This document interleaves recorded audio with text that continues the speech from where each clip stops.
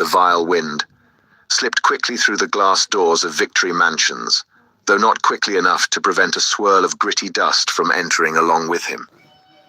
The hallway smelt of boiled cabbage and old rag mats. At one end of it, a coloured poster, too large for indoor display, had been tacked to the wall. It depicted simply an enormous face, more than a metre wide.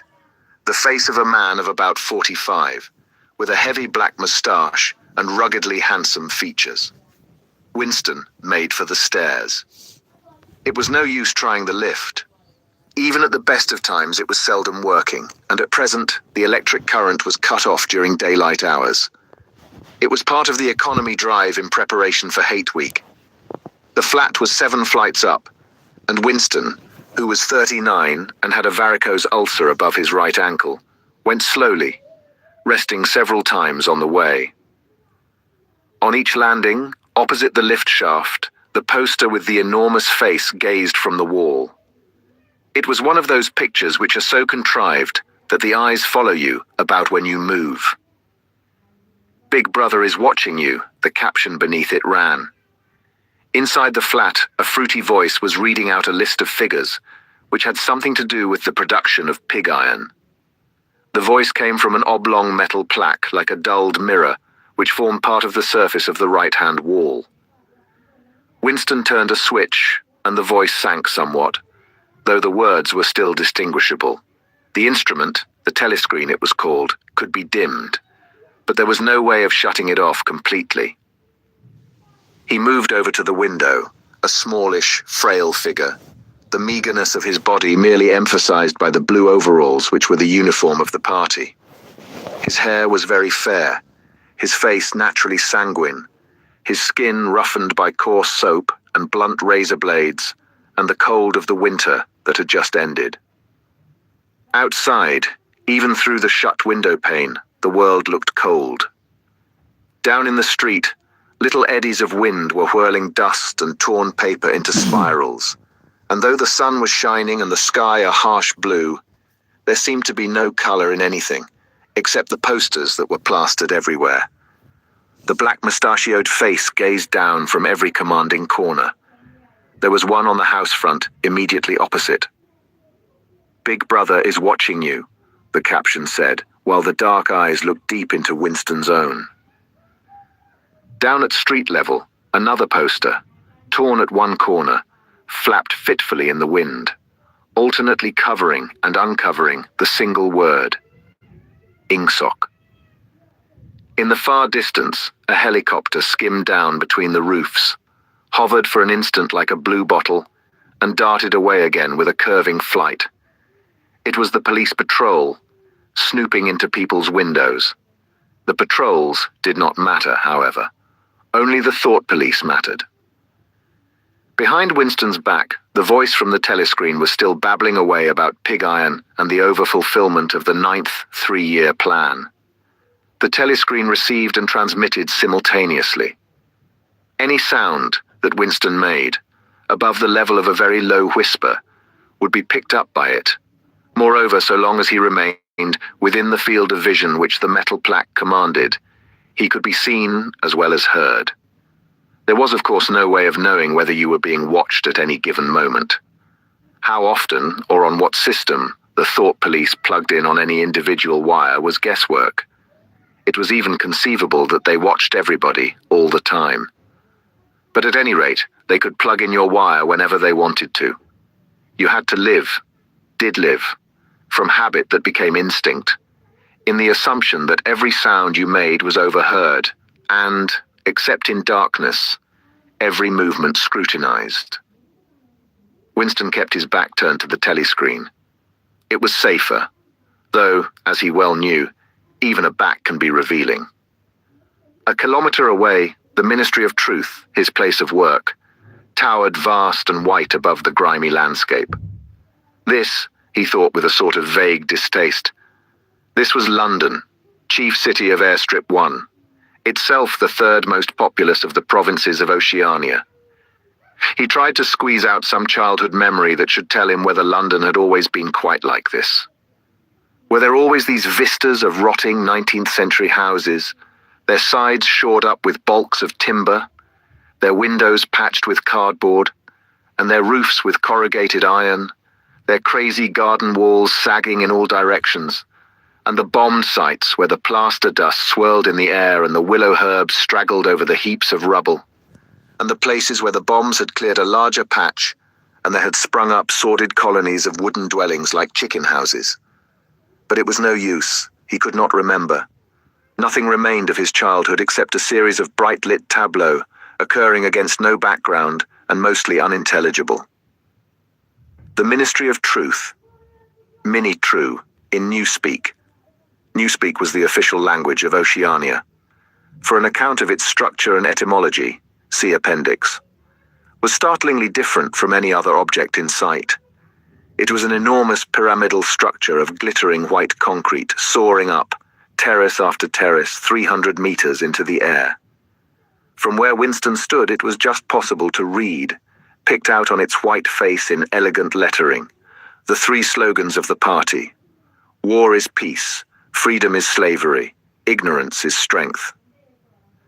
The Ministry of Truth contained, it was said, 3,000 rooms above ground level, and corresponding ramifications below. Scattered about London, there were just 3 other buildings of similar appearance and size. So completely did they dwarf the surrounding architecture that from the roof of Victory Mansions you could see all 4 of them simultaneously. They were the homes of the 4 ministries, between which the entire apparatus of government was divided. The Ministry of Truth, which concerned itself with news, entertainment, education, and the fine arts. The Ministry of Peace, which concerned itself with war. The Ministry of Love, which maintained law and order. And the Ministry of Plenty, which was responsible for economic affairs. Their names, in Newspeak, Mini-True, Mini-Pax, Mini-Louvre, and Mini-Plenty. The Ministry of Love was the really frightening one. There were no windows in it at all. Winston had never been inside the Ministry of Love, nor within half a kilometer of it. It was a place impossible to enter except on official business, and then only by penetrating through a maze of barbed wire entanglements, steel doors, and hidden machine gun nests. Even the streets leading up to its outer barriers were roamed by gorilla-faced guards in black uniforms, armed with jointed truncheons. Winston turned round abruptly. He had set his features into the expression of quiet optimism, which it was advisable to wear when facing the telescreen. He crossed the room into the tiny kitchen. By leaving the ministry at this time of day, he had sacrificed his lunch in the canteen, and he was aware that there was no food in the kitchen, except a hunk of dark-colored bread which had got to be saved for tomorrow's breakfast. He took down from the shelf a bottle of colorless liquid with a plain white label marked Victory Gin. It gave off a sickly, oily smell, as of Chinese rice spirit. Winston poured out nearly a teacupful, nerved himself for a shock, and gulped it down like a dose of medicine. Instantly, his face turned scarlet, and the water ran out of his eyes. The stuff was like nitric acid, and moreover, in swallowing it, one had the sensation of being hit on the back of the head with a rubber club. The next moment, however, the burning in his belly died down and the world began to look more cheerful. He took a cigarette from a crumpled packet marked Victory Cigarettes and incautiously held it upright, whereupon the tobacco fell out onto the floor. With the next, he was more successful. He went back to the living room and sat down at a small table that stood to the left of the telescreen. From the table drawer he took out a pen holder, a bottle of ink, and a thick, quarto-sized blank book with a red back and a marbled cover. For some reason the telescreen in the living room was in an unusual position. Instead of being placed, as was normal, in the end wall, where it could command the whole room, it was in the longer wall, opposite the window. To one side of it there was a shallow alcove in which Winston was now sitting, and which, when the flats were built, had probably been intended to hold bookshelves. By sitting in the alcove and keeping well back, Winston was able to remain outside the range of the telescreen, so far as sight went. He could be heard, of course, but so long as he stayed in his present position, he could not be seen. It was partly the unusual geography of the room that had suggested to him the thing that he was now about to do. But it had also been suggested by the book that he had just taken out of the drawer. It was a peculiarly beautiful book. Its smooth, creamy paper, a little yellowed by age, was of a kind that had not been manufactured for at least 40 years past. He could guess, however, that the book was much older than that. He had seen it lying in the window of a frowsy little junk shop in a slummy quarter of the town, just what quarter he did not now remember, and had been stricken immediately by an overwhelming desire to possess it.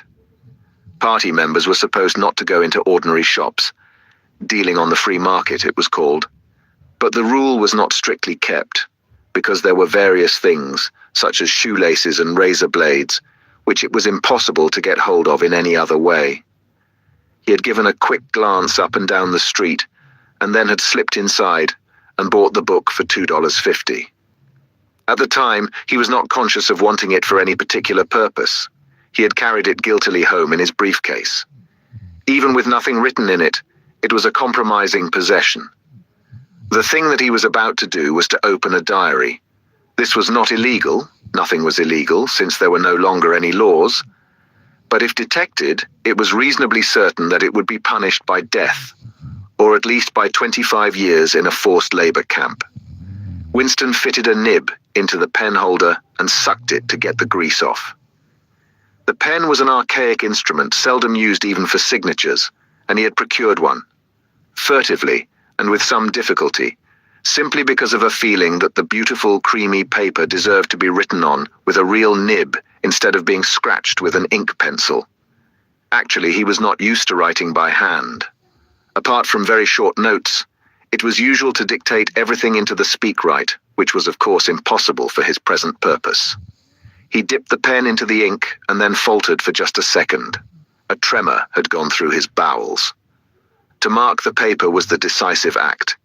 In small, clumsy letters he wrote, April 4th, 1984. He sat back. A sense of complete helplessness had descended upon him. To begin with, he did not know with any certainty that this was 1984. It must be round about that date, since he was fairly sure that his age was 39, and he believed that he had been born in 1944 or 1945. But it any date within a year or two. For whom, it suddenly occurred to him to wonder, was he writing this diary? For the future? For the unborn? His mind hovered for a moment round the doubtful date on the page, and then fetched up with a bump against the newspeak word, doublethink. For the first time, the magnitude of what he had undertaken came home to him. How could you communicate with the future? It was of its nature impossible. Either the future would resemble the present, in which case it would not listen to him, or it would be different from it, and his predicament would be meaningless. For some time he sat gazing stupidly at the paper. The telescreen had changed over to strident military music. It was curious that he seemed not merely to have lost the power of expressing himself, but even to have forgotten what it was that he had originally intended to say. For weeks past he had been making ready for this moment, and it had never crossed his mind that anything would be needed except courage. The actual writing would be easy.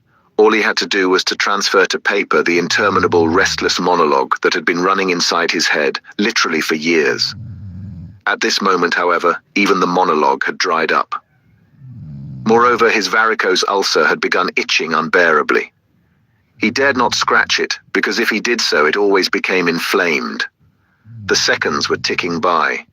He was conscious of nothing except the blankness of the page in front of him, the itching of the skin above his ankle, the blaring of the music, and a slight booziness caused by the gin. Suddenly he began writing in sheer panic, only imperfectly aware of what he was setting down.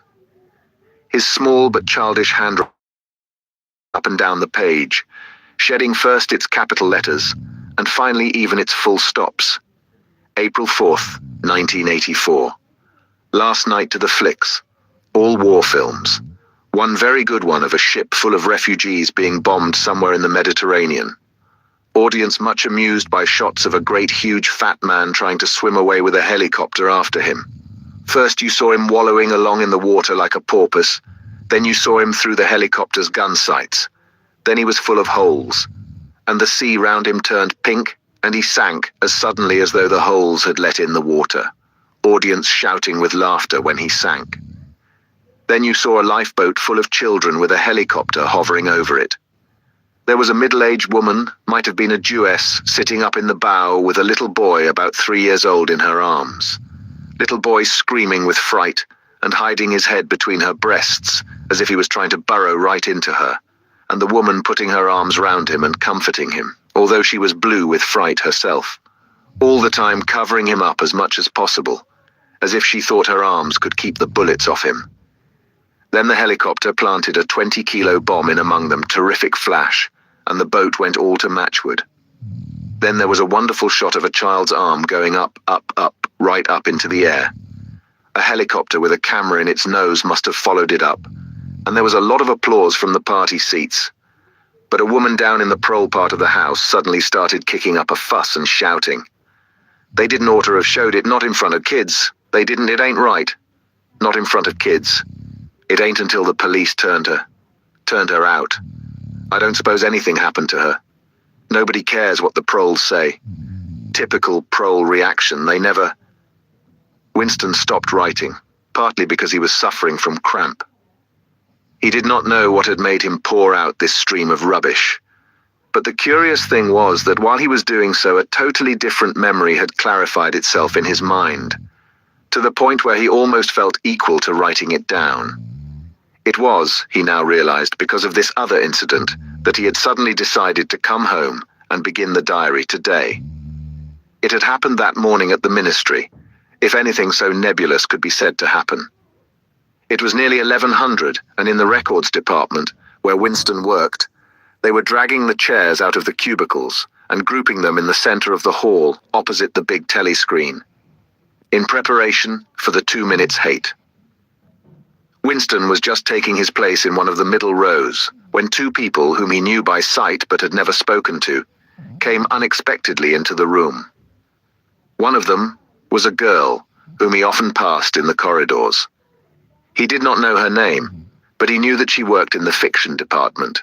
Presumably, since he had sometimes seen her with oily hands and carrying a spanner, she had some mechanical job on one of the novel writing machines. She was a bold-looking girl of about 27, with thick hair, a freckled face, and swift, athletic movements. A narrow scarlet sash, emblem of the Junior Anti-Sex League, was wound several times round the waist of her overalls, just tightly enough to bring out the shapeliness of her hips. Winston had disliked her from the very first moment of seeing her. He knew the reason. It was because of the atmosphere of hockey fields and cold baths and community hikes and general clean-mindedness which she managed to carry about with her. He disliked nearly all women, and especially the young and pretty ones. It was always the women, and above all the young ones, who were the most bigoted adherents of the party, the swallowers of slogans, the amateur spies and nosers out of unorthodoxy. But this particular girl gave him the impression of being more dangerous than most. Once, when they passed in the corridor, she gave him a quick, sidelong glance which seemed to pierce right into him, and for a moment had filled him with black terror. The idea had even crossed his mind that she might be an agent of the thought police. That, it was true, was very unlikely. Still, he continued to feel a peculiar uneasiness, which had fear mixed up in it, as well as hostility, whenever she was anywhere near him. The other person was a man named O'Brien, a member of the inner party and holder of some post so important and remote that Winston had only a dim idea of its nature. A momentary hush passed over the group of people round the chairs as they saw the black overalls of an inner party member approaching. O'Brien was a large, burly man with a thick neck and a coarse, humorous, brutal face. In spite of his formidable appearance, he had a certain charm of manner. He had a trick of resettling his spectacles on his nose which was curiously disarming, in some indefinable way, curiously civilized. It was a gesture which, if anyone had still thought in such terms, might have recalled an 18th century nobleman offering his snuff box. Winston had seen O'Brien perhaps a dozen times in almost as many years. He felt deeply drawn to him, and not solely because he was intrigued by the contrast between O'Brien's urbane manner and his prize-fighter's physique. Much more it was because of a secretly held belief, or perhaps not even a belief, merely a hope, that O'Brien's political orthodoxy was not perfect. Something in his face suggested it irresistibly. And again, perhaps it was not even unorthodoxy that was written in his face, but simply intelligence. But at any rate, he had the appearance of being a person that you could talk to if somehow you could cheat the telescreen and get him alone. Winston had never made the smallest effort to verify this guess. Indeed, there was no way of doing so. At this moment, O'Brien glanced at his wristwatch, saw that it was nearly 1100, and evidently decided to stay in the records department until the 2 minutes hate was over. He took a chair in the same row as Winston, a couple of places away. A small, sandy-haired woman who worked in the next cubicle to Winston was between them. The girl with dark hair was sitting immediately behind. The next moment, a hideous, grinding screech, as of some monstrous machine running without oil, burst from the big telescreen at the end of the room. It was a noise that set one's teeth on edge and bristled the hair at the back of one's neck. The hate had started. As usual, the face of Emmanuel Goldstein, the enemy of the people, had flashed onto the screen. There were hisses here and there among the audience. The little sandy-haired woman gave a squeak of mingled fear and disgust. Goldstein was the renegade and backslider who once, long ago, how long ago, nobody quite remembered, had been one of the leading figures of the party, almost on a level with Big Brother himself, and then had engaged in counter-revolutionary activities, had been condemned to death, and had mysteriously escaped and disappeared. The programs of the 2 minutes hate varied from day to day, but there was none in which Goldstein was not the principal figure. He was the primal traitor, the earliest defiler of the party's purity. All subsequent crimes against the party, all treacheries, acts of sabotage, heresies, deviations, sprang directly out of his teaching. Somewhere or other he was still alive and hatching his conspiracies. Perhaps somewhere beyond the sea, under the protection of his foreign paymasters. Perhaps even, so it was occasionally rumored, in some hiding place in Oceania itself. Winston's diaphragm was constricted. He could never see the face of Goldstein without a painful mixture of emotions. It was a lean Jewish face, with a great fuzzy aureole of white hair and a small goatee beard. A clever face, and yet somehow inherently despicable, with a kind of senile silliness in the long, thin nose, near the end of which a pair of spectacles was perched. It resembled the face of a sheep, and the voice, too, had a sheep-like quality. Goldstein was delivering his usual venomous attack upon the doctrines of the party, an attack so exaggerated and perverse that a child should have been able to see through it, and yet just plausible enough to fill one with an alarmed feeling that other people, less level-headed than oneself, might be taken in by it. He was abusing Big Brother. He was denouncing the dictatorship of the party. He was demanding the immediate conclusion of peace with Eurasia. He was advocating freedom of speech, freedom of the press, freedom of assembly, freedom of thought. He was crying hysterically that the revolution had been betrayed. And all this in rapid polysyllabic speech, which was a sort of parody of the habitual style of the orators of the party, and even contained newspeak words, more newspeak words indeed than any party member would normally use in real life. And all the while, lest one should be in any doubt as to the reality which Goldstein's specious claptrap covered, behind his head on the telescreen there marched the endless columns of the Eurasian army, row after row of solid-looking men with expressionless Asiatic faces, who swam up to the surface of the screen and vanished, to be replaced by others exactly similar. The dull, rhythmic tramp of the soldiers' boots formed the background to Goldstein's bleating voice. Before the hate had proceeded for 30 seconds, Uncontrollable exclamations of rage were breaking out from half the people in the room. The self-satisfied sheep-like face on the screen and the terrifying power of the Eurasian army behind it were too much to be borne. Besides, the sight or even the thought of Goldstein produced fear and anger automatically. He was an object of hatred more constant than either Eurasia or Eastasia. Since when Oceania was at war with one of these powers, it was generally at peace with the other. But what was strange was that although Goldstein was hated and despised by everybody, although every day and 1,000 times a day, on platforms, on the telescreen, in newspapers, in books, his theories were refuted, smashed, ridiculed, held up to the general gaze for the pitiful rubbish that they were. In spite of all this, his influence never seemed to grow less. Always there were fresh dupes waiting to be seduced by him. A day never passed when spies and saboteurs acting under his directions were not unmasked by the thought police. He was the commander of a vast, shadowy army, an underground network of conspirators dedicated to the overthrow of the state. The Brotherhood, its name was supposed to be. There were also whispered stories of a terrible book, a compendium of all the heresies, of which Goldstein was the author, and which circulated clandestinely here and there. It was a book without a title. People referred to it, if at all, simply as the book. But one knew of such things only through vague rumors. Neither the Brotherhood nor the book was a subject that any ordinary party member would mention if there was a way of avoiding it. In its second minute, the hate rose to a frenzy. People were leaping up and down in their places and shouting at the tops of their voices, in an effort to drown the maddening, bleating voice that came from the screen. The little sandy-haired woman had turned bright pink, and her mouth was opening and shutting like that of a landed fish. Even O'Brien's heavy face was flushed. He was sitting very straight in his chair, his powerful chest swelling and quivering as though he was standing up to the assault of a wave. The dark-haired girl behind Winston had begun crying out, "Swine, swine, swine."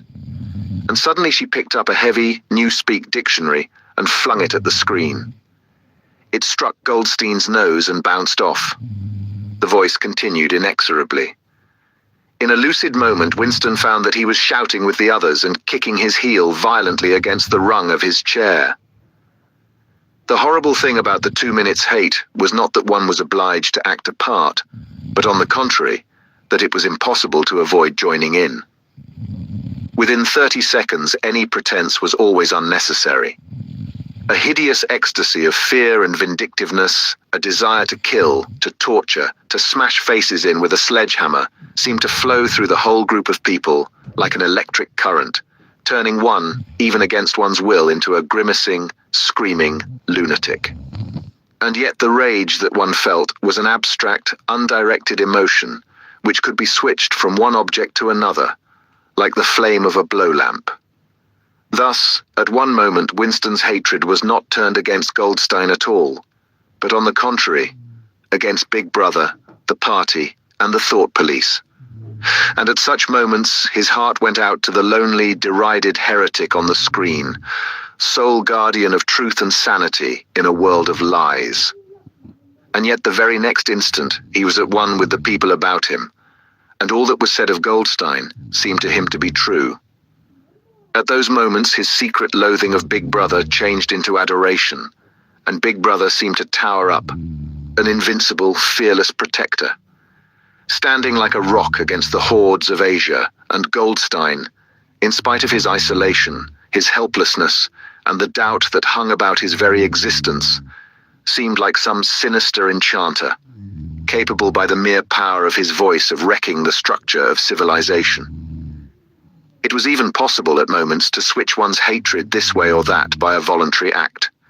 Suddenly, by the sort of violent effort with which one wrenches one's head away from the pillow in a nightmare. Winston succeeded in transferring his hatred from the face on the screen to the dark-haired girl behind him. Vivid, beautiful hallucinations flashed through his mind. He would flog her to death with a rubber truncheon. He would tie her naked to a stake and shoot her full of arrows like Saint Sebastian. He would ravish her and cut her throat at the moment of climax. Better than before, moreover, he realized why it was that he hated her. He hated her because she was young and pretty and sexless, because he wanted to go to bed with her and would never do so, because round her sweet, supple waist, which seemed to ask you to encircle it with your arm, there was only the odious scarlet sash, aggressive symbol of chastity. The hate rose to its climax. The voice of Goldstein had become an actual sheep's bleat, and for an instant the face changed into that of a sheep. Then the sheep face melted into the figure of a Eurasian soldier who seemed to be advancing, huge and terrible, his submachine gun roaring and seeming to spring out of the surface of the screen, so that some of the people in the front row actually flinched backwards in their seats. But in the same moment, drawing a deep sigh of relief from everybody, the hostile figure melted into the face of Big Brother, black-haired, black-mustachioed, full of power and mysterious calm, and so vast that it almost filled up the screen. Nobody heard what Big Brother was saying. It was merely a few words of encouragement, the sort of words that are uttered in the din of battle, not distinguishable individually, but restoring confidence by the fact of being spoken. Then the face of Big Brother faded away again, and instead the three slogans of the party stood out in bold capitals. War is peace. Freedom is slavery. Ignorance is strength. But the face of Big Brother seemed to persist for several seconds on the screen, as though the impact that it had made on everyone's eyeballs was too vivid to wear off immediately. The little sandy-haired woman had flung herself forward over the back of the chair in front of her. With a tremulous murmur that sounded like "my savior," she extended her arms towards the screen. Then she buried her face in her hands. It was apparent that she was uttering a prayer. At this moment, the entire group of people broke into a deep, slow, rhythmical chant of "Bibi, Bibi," over and over again, very slowly, with a long pause between the first B and the second, a heavy, murmurous sound. Curiously seemed to hear the stamp of naked feet and the throbbing of tom-toms. For perhaps as much as 30 seconds they kept it up. It was a refrain that was often heard in moments of overwhelming emotion. Partly it was a sort of hymn to the wisdom and majesty of Big Brother, but still more, it was an act of self-hypnosis, a deliberate drowning of consciousness by means of rhythmic noise. Winston's entrails seemed to grow cold. In the 2 minutes' hate, he could not help sharing in the general delirium, but this subhuman chanting of "b-b-b-b" always filled him with horror. Of course, he chanted with the rest. It was impossible to do otherwise. To dissemble your feelings, to control your face, to do what everyone else was doing, was an instinctive reaction. But there was a space of a couple of seconds during which the expression of his eyes might conceivably have betrayed him. And it was exactly at this moment that the significant thing happened. If indeed it did happen. Momentarily, he caught O'Brien's eye. O'Brien had stood up. He had taken off his spectacles and was in the act of resettling them on his nose with his characteristic gesture. But there was a fraction of a second when their eyes met, and for as long as it took to happen, Winston knew. Yes, he knew. That O'Brien was thinking the same thing as himself. An unmistakable message had passed. It was as though their two minds had opened, and the thoughts were flowing from one into the other through their eyes. "I am with you," O'Brien seemed to be saying to him. "I know precisely what you are feeling. I know all about your contempt, your hatred, your disgust. But don't worry, I'm on your side." And then the flash of intelligence was gone, and O'Brien's face was as inscrutable as everybody else's. That was all, and he was already uncertain whether it had happened. Such incidents never had any sequel. All that they did was to keep alive in him the belief or hope that others besides himself were the enemies of the party. Perhaps the rumors of vast underground conspiracies were true after all. Perhaps the Brotherhood really existed. It was impossible, in spite of the endless arrests and confessions and executions, to be sure that the Brotherhood was not simply a myth. Some days he believed in it, some days not. There was no evidence, only fleeting glimpses that might mean anything or nothing. Snatches of overheard conversation, faint scribbles on lavatory walls. Once even, when two strangers met, a small movement of the hand, which had looked as though it might be a signal of recognition. It was all guesswork. Very likely he had imagined everything. He had gone back to his cubicle without looking at O'Brien again.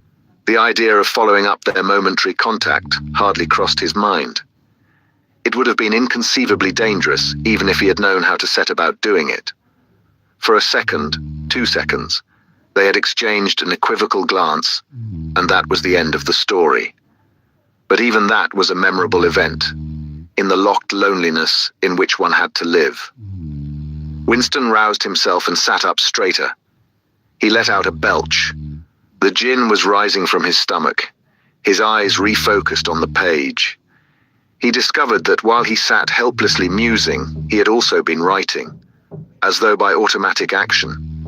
And it was no longer the same cramped, awkward handwriting as before.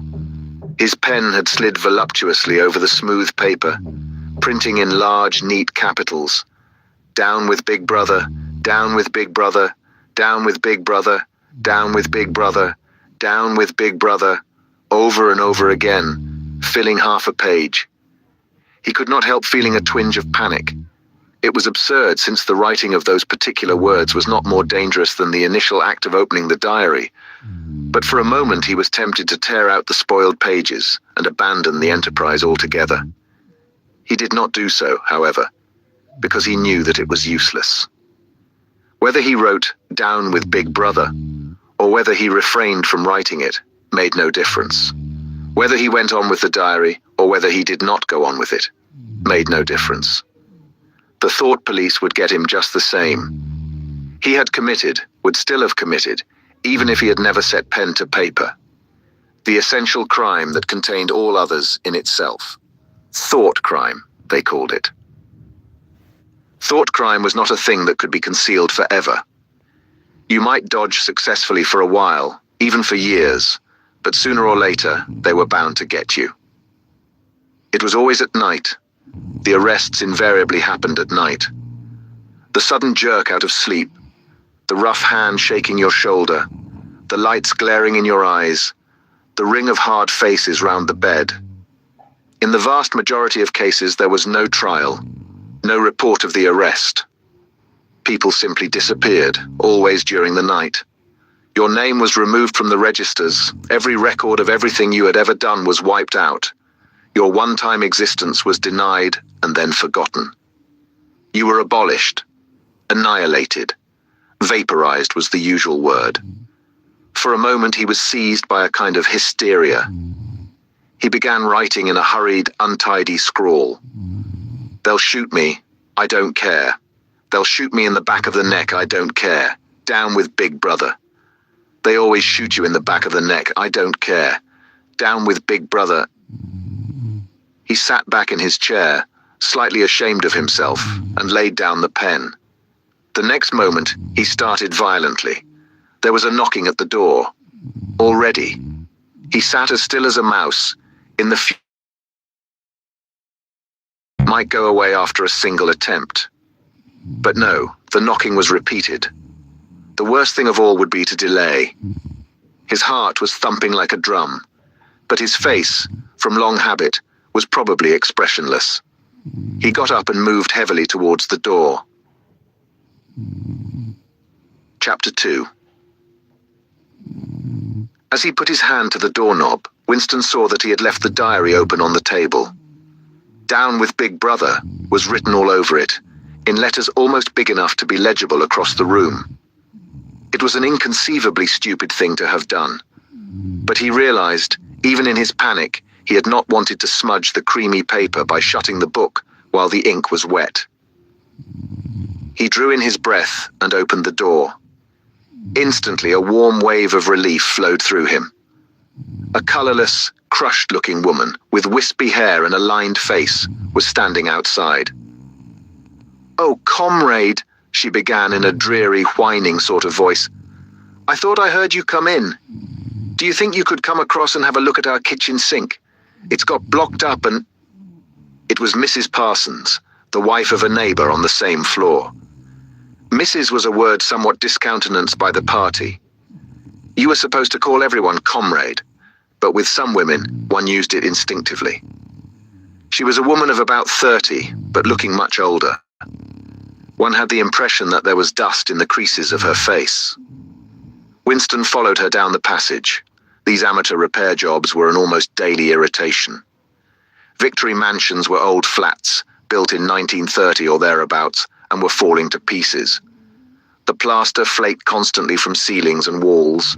The pipes burst in every hard frost. The roof leaked whenever there was snow. The heating system was usually running at half steam when it was not closed down altogether from motives of economy. Repairs, except what you could do for yourself, had to be sanctioned by remote committees, which were liable to hold up even the mending of a window pane for 2 years.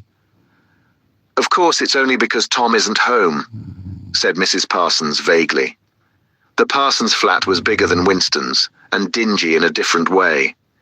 Everything had a battered, trampled-on look, as though the place had just been visited by some large, violent animal. Games impedimenta, hockey sticks, boxing gloves, a burst football, a pair of sweaty shorts turned inside out, lay all over the floor, and on the table there was a litter of dirty dishes and dog-eared exercise books. On the walls were scarlet banners of the Youth League and the Spies, and a full-sized poster of Big Brother. There was the usual boiled cabbage smell common to the whole building, but it was shot through by a sharper reek of sweat, which, one knew this at the first sniff, though it was hard to say how, was the sweat of some person not present at the moment. In another room, someone with a comb and a piece of toilet paper was trying to keep tune with the military music which was still issuing from the telescreen. "It's the children," said Mrs. Parsons, casting a half-apprehensive glance at the door. "They haven't been out today, and of course—" She had a habit of breaking off her sentences in the middle. The kitchen sink was full nearly to the brim with filthy greenish water which smelt worse than ever of cabbage. Winston knelt down and examined the angle joint of the pipe. He hated using his hands, and he hated bending down, which was always liable to start him coughing. Mrs. Parsons looked on helplessly. "Of course, if Tom was home, he'd put it right in a moment," she said. "He loves anything like that. He's ever so good with his hands, Tom is." Parsons was Winston's fellow employee at the Ministry of Truth. He was a fattish but active man of paralyzing stupidity, a mass of imbecile enthusiasms, one of those completely unquestioning, devoted drudges on whom, more even than on the thought police, the stability of the party depended. At 35, he had just been unwillingly evicted from the Youth League, and before graduating into the Youth League, he had managed to stay on in the Spies for a year beyond the statutory age. At the ministry, he was employed in some subordinate post for which intelligence was not required. But on the other hand, he was a leading figure on the sports committee, and all the other committees engaged in organizing community hikes, spontaneous demonstrations, savings campaigns, and voluntary activities generally. He would inform you with quiet pride, between whiffs of his pipe, that he had put in an appearance at the community center every evening for the past 4 years. An overpowering smell of sweat, a sort of unconscious testimony to the strenuousness of his life, followed him about wherever he went, and even remained behind him after he had gone. "Have you got a spanner?"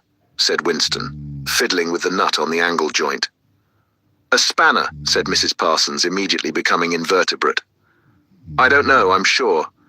Perhaps the children—" There was a trampling of boots and another blast on the comb as the children charged into the living room. Mrs. Parsons brought the spanner. Winston let out the water and disgustedly removed the clot of human hair that had blocked up the pipe. He cleaned his fingers as best he could in the cold water from the tap and went back into the other room. "Up with your hands!" yelled a savage voice. A handsome, tough-looking boy of 9 had popped up from behind the table and was menacing him with a toy automatic pistol, while his small sister, about 2 years younger, made the same gesture with a fragment of wood. Both of them were dressed in the blue shorts, grey shirts, and red neckerchiefs, which were the uniform of the spies. Winston raised his hands above his head, but with an uneasy feeling, so vicious was the boy's demeanor, that it was not altogether a game. "You're a traitor," yelled the boy. "You're a thought criminal. You're a Eurasian spy. I'll shoot you. I'll vaporize you. I'll send you to the salt mines." Suddenly they were both leaping round him, shouting traitor and thought criminal, the little girl imitating her brother in every movement. It was somehow slightly frightening, like the gambolling of tiger cubs which will soon grow up into man-eaters.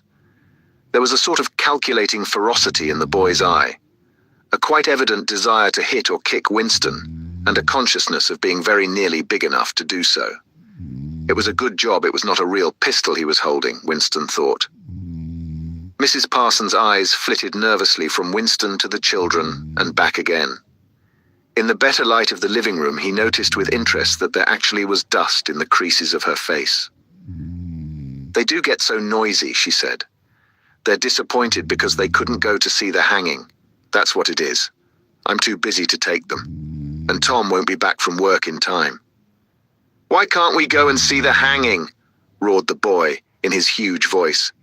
"Want to see the hanging? Want to see the hanging?" chanted the little girl, still capering round. Some Eurasian prisoners, guilty of war crimes, were to be hanged in the park that evening, Winston remembered. This happened about once a month and was a popular spectacle. Children always clamoured to be taken to see it. He took his leave of Mrs. Parsons and made for the door. But he had not gone 6 steps down the passage when something hit the back of his neck, an agonizingly painful blow. It was as though a red-hot wire had been jabbed into him. He spun round just in time to see Mrs. Parsons dragging her son back into the doorway, while the boy pocketed a catapult. "Goldstein!" bellowed the boy as the door closed on him. But what most struck Winston was the look of helpless fright on the woman's greyish face. Back in the flat, he stepped quickly past the telescreen and sat down at the table again, still rubbing his neck. The music from the telescreen had stopped. Instead, a clipped military voice was reading out, with a sort of brutal relish, a description of the armaments of the new floating fortress, which had just been anchored between Iceland and the Faroe Islands. With those children, he thought, that wretched woman must lead a life of terror. Another year, 2 years, and they would be watching her night and day for symptoms of unorthodoxy. Nearly all children nowadays were horrible. What was worst of all was that by means of such organizations as the spies, they were systematically turned into ungovernable little savages, and yet this produced in them no tendency whatever to rebel against the discipline of the party. On the contrary, they adored the party and everything connected with it. The songs, the processions, the banners, the hiking, the drilling with dummy rifles, the yelling of slogans, the worship of Big Brother. It was all a sort of glorious game to them. All their ferocity was turned outwards, against the enemies of the state, against foreigners, traitors, saboteurs, thought criminals. It was almost normal for people over 30 to be frightened of their own children. And with good reason, for hardly a week passed in which the Times did not carry a paragraph describing how some eavesdropping little sneak, child hero, was the phrase generally used, had overheard some compromising remark and denounced its parents to the thought police. The sting of the catapult bullet had worn off. He picked up his pen half-heartedly, wondering whether he could find something more to write in the diary. Suddenly he began thinking of O'Brien again. Years ago, how long was it? 7 years it must be. He had dreamed that he was walking through a pitch-dark room, and someone sitting to one side of him had said as he passed, "We shall meet in the place where there is no darkness." It was said very quietly, almost casually, a statement, not a command. He had walked on without pausing. What was curious was that at the time, in the dream, the words had not made much impression on him. It was only later and by degrees that they had seemed to take on significance. He could not now remember whether it was before or after having the dream that he had seen O'Brien for the first time, nor could he remember when he had first identified the voice as O'Brien's.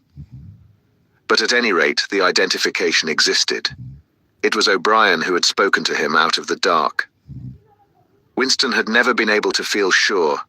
Even after this morning's flash of the eyes, it was still impossible to be sure whether O'Brien was a friend or an enemy, nor did it even seem to matter greatly.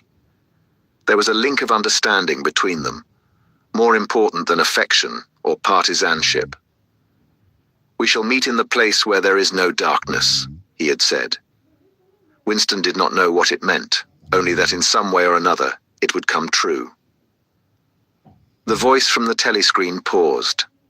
A trumpet call, clear and beautiful, floated into the stagnant air. The voice continued raspingly. "Attention. Your attention, please. A news flash has this moment arrived from the Malabar front. Our forces in South India have won a glorious victory. I am authorized to say that the action we are now reporting may well bring the war within measurable distance of its end. Here is the news flash." Bad news coming, thought Winston. And sure enough, following on a gory description of the annihilation of a Eurasian army, with stupendous figures of killed and prisoners, came the announcement that, as from next week, the chocolate ration would be reduced from 30 grams to 20. Winston belched again. The gin was wearing off, leaving a deflated feeling. The telescreen, perhaps to celebrate the victory, perhaps to drown the memory of the lost chocolate, crashed into Oceania, "'Tis for thee." You were supposed to stand to attention. However, in his present position, he was invisible. Oceania, "'Tis for thee" gave way to lighter music. Winston walked over to the window, keeping his back to the telescreen. The day was still cold and clear. Somewhere far away, a rocket bomb exploded with a dull, reverberating roar. About 20 or 30 of them a week were falling on London at present. Down in the street, the wind flapped the torn poster to and fro, and the word "Ingsoc" fitfully appeared and vanished. Ingsoc. The sacred principles of Ingsoc. Newspeak, doublethink, the mutability of the past. He felt as though he were wandering in the forests of the sea bottom, lost in a monstrous world where he himself was the monster. He was alone. The past was dead, the future was unimaginable.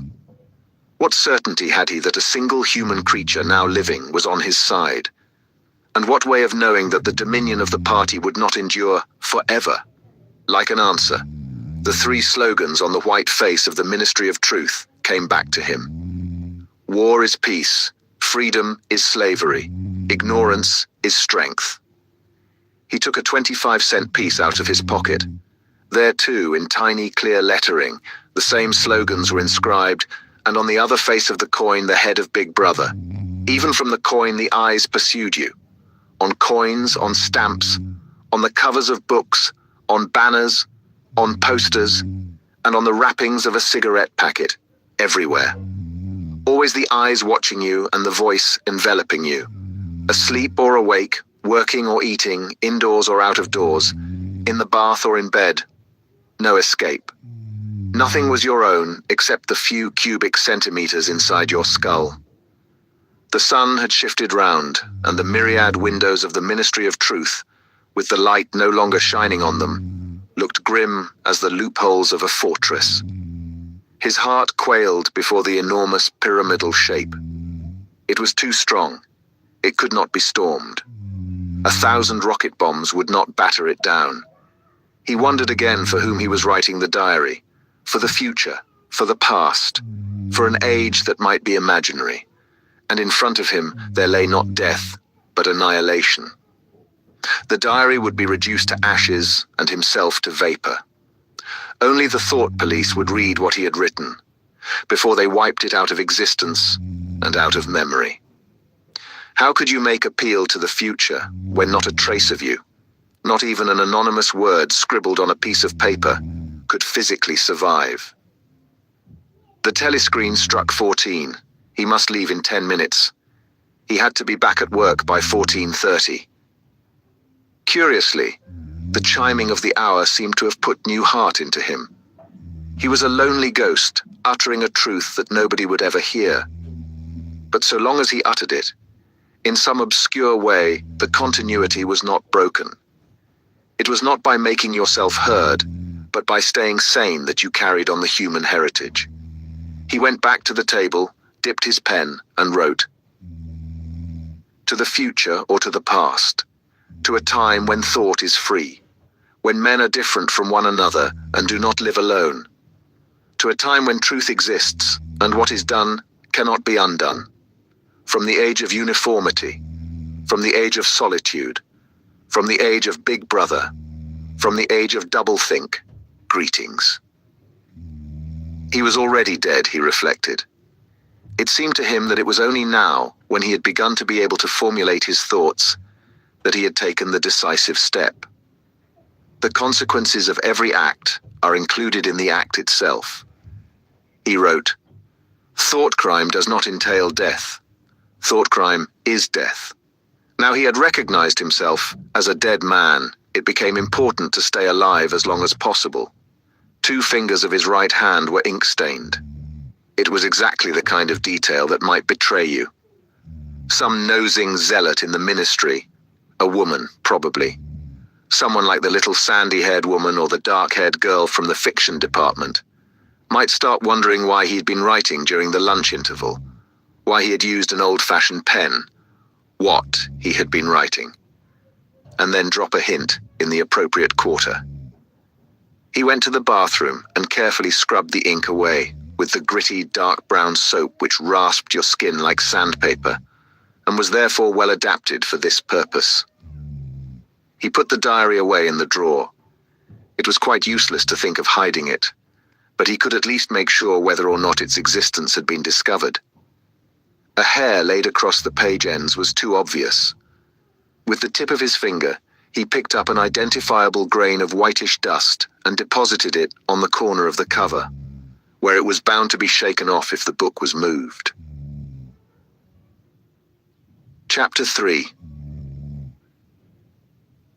Winston was dreaming of his mother. He must, he thought, have been 10 or 11 years old when his mother had disappeared. She was a tall, statuesque, rather silent woman, with slow movements and magnificent fair hair. His father he remembered more vaguely as dark and thin, dressed always in neat, dark clothes. Winston remembered especially the very thin soles of his father's shoes, and wearing spectacles. The 2 of them must evidently have been swallowed up in one of the first great purges of the 50s. At this moment, his mother was sitting in some place deep down beneath him, with his young sister in her arms. He did not remember his sister at all, except as a tiny, feeble baby, always silent, with large, watchful eyes. Both of them were looking up at him. They were down in some subterranean place, the bottom of a well, for instance, or a very deep grave. But it was a place which, already far below him, was itself moving downwards. They were in the saloon of a sinking ship, looking up at him through the darkening water. There was still air in the saloon, they could still see him, and he them, but all the while they were sinking down, down into the green waters which in another moment must hide them from sight forever. He was out in the light and air, while they were being sucked down to death, and they were down there because he was up here. He knew it, and they knew it, and he could see the knowledge in their faces. There was no reproach either in their faces or in their hearts, only the knowledge that they must die in order that he might remain alive, and that this was part of the unavoidable order of things. He could not remember what had happened, but he knew in his dream that in some way the lives of his mother and his sister had been sacrificed to his own. It was one of those dreams which, while retaining the characteristic dream scenery, are a continuation of one's intellectual life, and in which one becomes aware of facts and ideas which still seem new and valuable after one is awake. The thing that now suddenly struck Winston was that his mother's death, nearly 30 years ago, had been tragic and sorrowful in a way that was no longer possible. Tragedy, he perceived, belonged to the ancient time, to a time when there was still privacy, love, and friendship, and when the members of a family stood by one another without needing to know the reason. His mother's memory tore at his heart because she had died loving him, when he was too young and selfish to love her in return, and because somehow, he did not remember how, she had sacrificed herself to a conception of loyalty that was private and unalterable. Such things, he saw, could not happen today. Today there were fear, hatred, and pain, but no dignity of emotion, no deep or complex sorrows.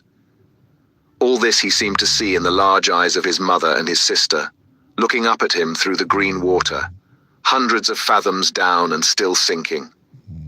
Suddenly he was standing on short, springy turf on a summer evening when the slanting rays of the sun gilded the ground.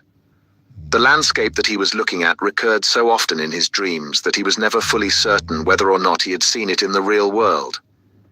In his waking thoughts, he called it the Golden Country. It was an old rabbit-bitten pasture, with a foot track wandering across it and a molehill here and there. In the ragged hedge on the opposite side of the field, the boughs of the elm trees were swaying very faintly in the breeze, their leaves just stirring in dense masses like women's hair. Somewhere near at hand, though out of sight, there was a clear, slow-moving stream where dace were swimming in the pools under the willow trees. The girl with dark hair was coming towards them across the field. With what seemed a single movement, she tore off her clothes and flung them disdainfully aside. Her body was white and smooth, but it aroused no desire in him. Indeed, he barely looked at it. What overwhelmed him in that instant was admiration for the gesture with which she had thrown her clothes aside. With its grace and carelessness, it seemed to annihilate a whole culture, a whole system of thought, as though Big Brother and the party and the thought police could all be swept into nothingness by a single splendid movement of the arm. That, too, was a gesture belonging to the ancient time. Winston woke up with the word Shakespeare on his lips. The telescreen was giving forth an ear-splitting whistle, which continued on the same note for 30 seconds. It was 07:15, getting up time for office workers.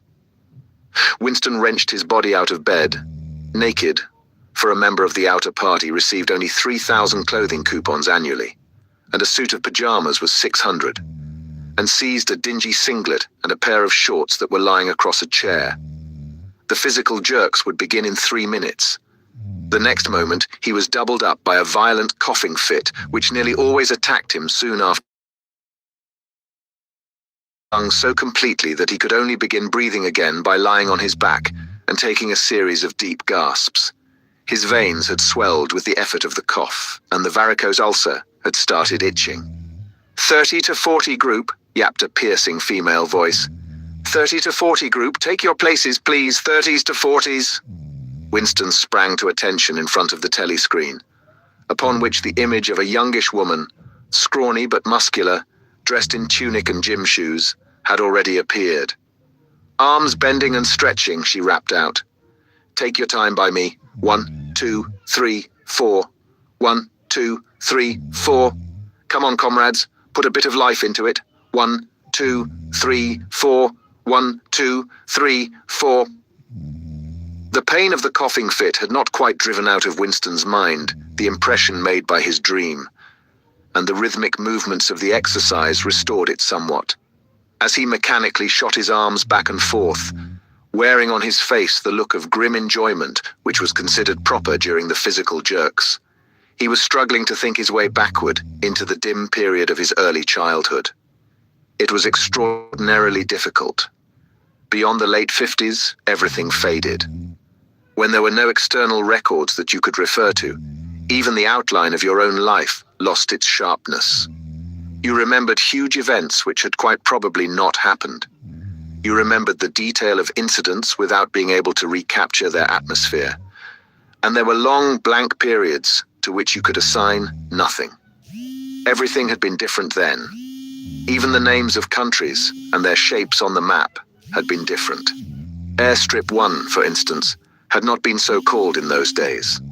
It had been called England or Britain, though London, he felt fairly certain, had always been called London.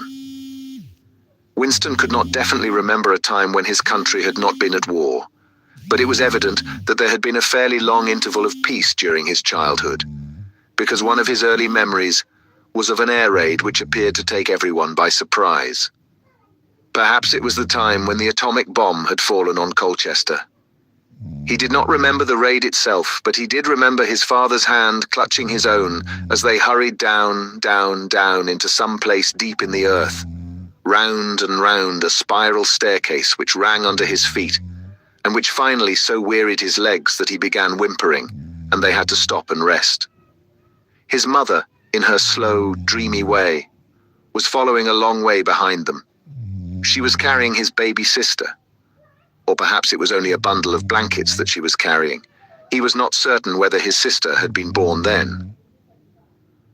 Finally, they had emerged into a noisy, crowded place, which he had realized to be a tube station. There were people sitting all over the stone-flagged floor, and other people, packed tightly together, were sitting on metal bunks, one above the other. Winston and his mother and father found themselves a place on the floor, and near them, an old man and an old woman were sitting side by side on a bunk. The old man had on a decent dark suit and a black cloth cap pushed back from very white hair. His face was scarlet, and his eyes were blue and full of tears. He reeked of gin. It seemed to breathe out of his skin in place of sweat, and one could have fancied that the tears welling from his eyes were pure gin. But though slightly drunk, he was also suffering under some grief that was genuine and unbearable. In his childish way, Winston grasped that some terrible thing, something that was beyond forgiveness and could never be remedied, had just happened. It also seemed to him that he knew what it was. Someone whom the old man loved, a little granddaughter perhaps, had been killed. It's the old man kept repeating, That's what comes of trusting them. I said, trusted the buggers. Trusted Winston could not now. About that time, war, though strictly speaking, it had not. For several months during his childhood,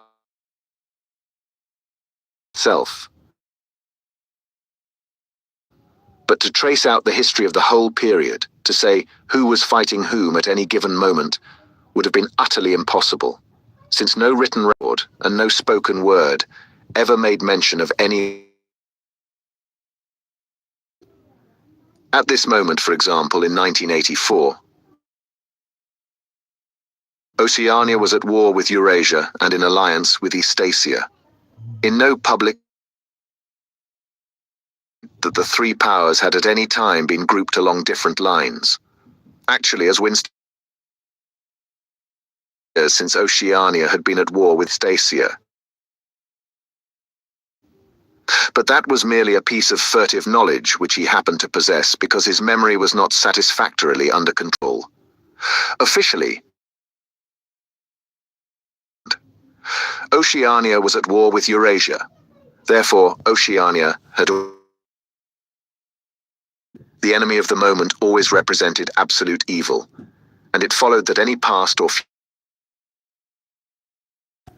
The frightening thing, he reflected for the 10,000th time as he forced his shoulders painfully backward. With hands on hips, they were gyrating their bodies from the waist, an exercise